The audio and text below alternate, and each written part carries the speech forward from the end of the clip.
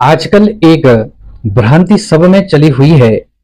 क्या आपके मन में भी यह विचार आता है कि मनुष्य की जन्म कुंडली में जो लिखा है, जो लिखा रहता है, क्या वही होता है या उससे कुछ अलग होता है?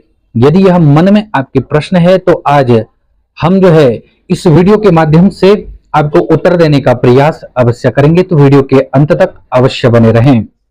जन्म कुंडली व्यक्ति की ग्रह स्थिति और उनके प्रभावों का एक आकाशीय नक्शा है जो उसके स्वभाव, प्रवृत्तियों और जीवन के विभिन्न पहलुओं को प्रभावित करती है।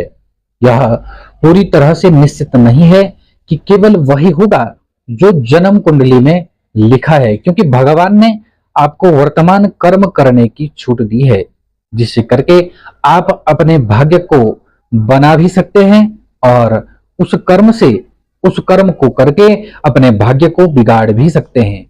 आपको बता दें, कुछ बातों को आपको अवश्य ही अमल करना चाहिए। ज्योतिष शास्त्र के अनुसार जन्म कुंडली संभावनाओं और जीवन के विभिन्न क्षेत्रों में मिलने वाली चुनौतियों का पूर्वानुमान आपको हमेशा करवाती है। अपनी जन्म कुंडली को दिखाकर आप जो हैं विभिन्न क्षेत्रों में जो पूर्वानुमान है, जो आपको जीवन में चुनौतियां मिलेंगी, उसका पूर्वानुमान ज्योतिष शास्त्र में कुंडली आपको बताती है। यानी पहला जो बिंदु है वह है ज्योतिष शास्त्र के अनुसार जन्म कुंडली संभावनाओं और जीवन के विभिन्न क्षेत्रों में मिलने वाली चुनौतियों का पूर्वानुमान आपको देती है।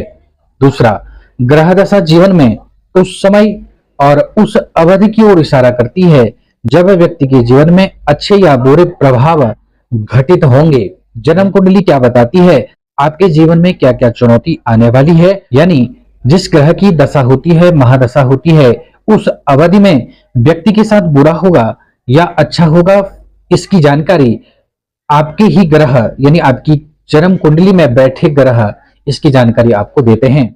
अगला जो बिंदु है वह है ज्योतिष शास्त्र में यह भी माना जाता है कि व्यक्ति के कर्म उसके जीवन को आकार देते हैं।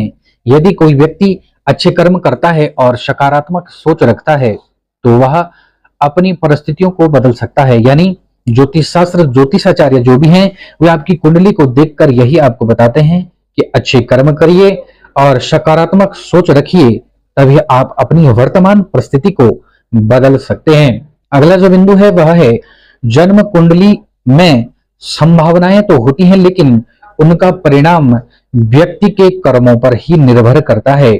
इसलिए आपको हमेशा सुझाव दिया जाता है ज्योतिषाचार्यों के माध्यम से कि आपको अच्छे कर्म करना है, भगवान का भजन, पूजन और जप दान आदि जो भी आपको बताया जाता है, जो भी उपाय आपको बताए जाते हैं, वे इसलिए बताए जाते हैं ताकि आप सत कर्म करो, अच्छे कर्म करोगे तभी आप जो हैं उन संभावनाओं को बदल सकते हैं। अगला जो बिंदु है वह है ज्योतिषी और जन्म कुंडली का अध्ययन व्यक्ति को एक संभावित क्या है मार्ग दिखाता है। अब उसे पता है कि मेरे साथ क्या होने वाला है, क्या होगा, मुझे क्या करना है, वह मार्ग आपको दिखलाता है। लेकिन यह व्यक्ति की स्वतंत्र इच्छा और निर्णय को समाप्त नहीं करता है। जन्म कुंडली जीवन के मार्गदर्शन के लिए है, लेकिन जो है निर्णय और कर्म व्यक्ति के हाथ में है, जिसके कारण लिखे हुए फल में परिवर्तन संभव है। यानी कि आपकी जन्म कुंडली में जो लिखा हुआ है उसे आप अपने अच्छे कर्मों से या बुरे कर्मों से उसे आप बदल सकते हैं। इसलिए अपने कर्मों पर विशेष रूप से आपको ध्यान अवश्य ही देना चाहिए। जन्म कुंडली में दिए गए नकारात्मक प्रभावों के समाधान हेतु आपको हमेशा उपाय बताए जाते हैं, सुझाव दिए जाते हैं। अब हम आपको बता देते हैं कुछ।